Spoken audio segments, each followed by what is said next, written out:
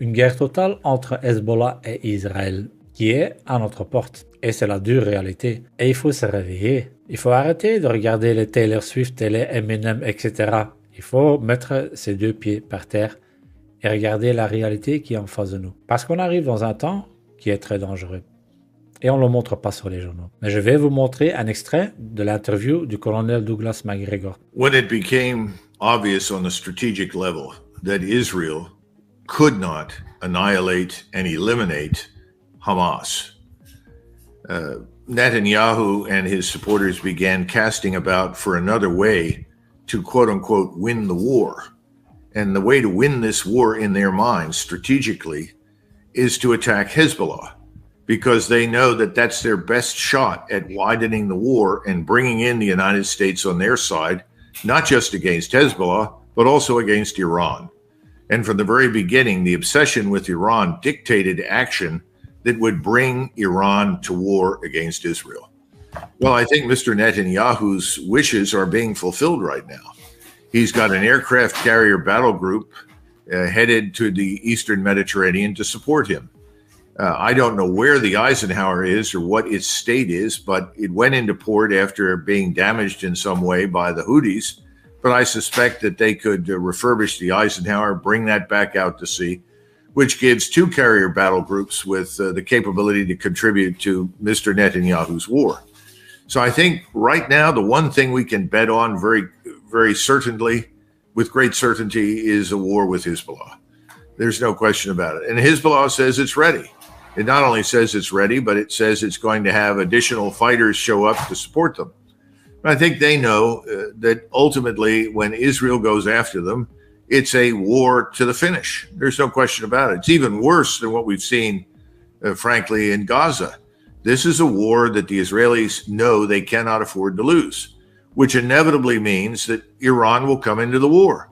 Now, I don't know if the Israelis will open hostilities against Hezbollah with the use of a quote-unquote tactical nuclear weapon, but I would not rule it out.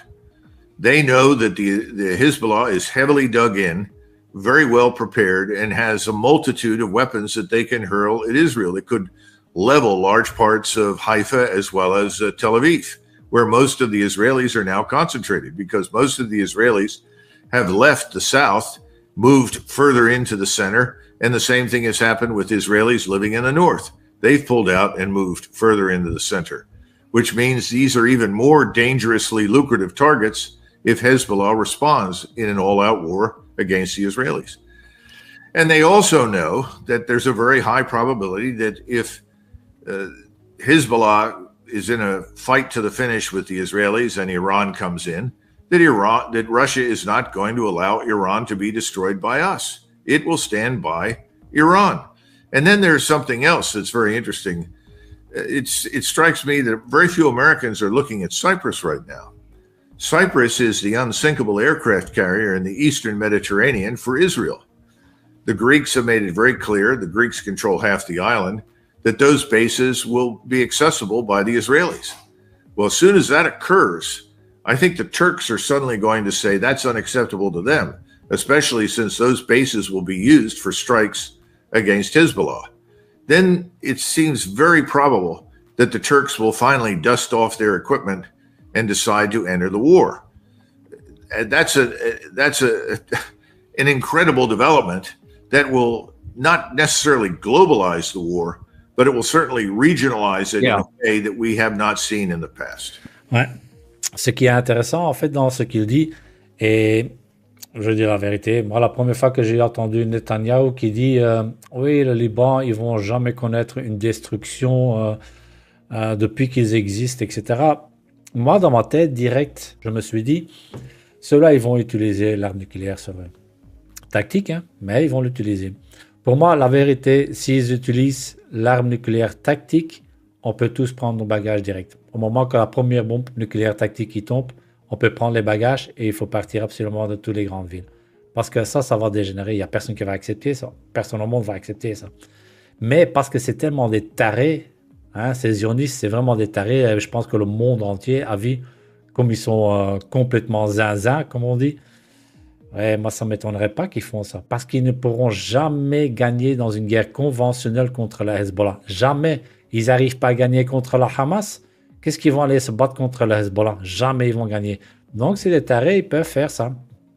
Et pour faire un peu plus court, ce qu'il disait, le colonel, ce qu'il trouvait aberrant, c'est que dans le monde entier, en fait, les gens, la seule chose qui leur intéresse, c'est pour ça que je dis là tantôt, Taylor Swift, etc.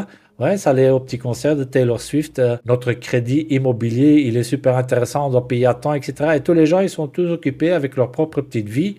On dirait qu'il n'y a rien qui va arriver. Mais ces gens-là, tu vois, ce sont quand même des experts militaires.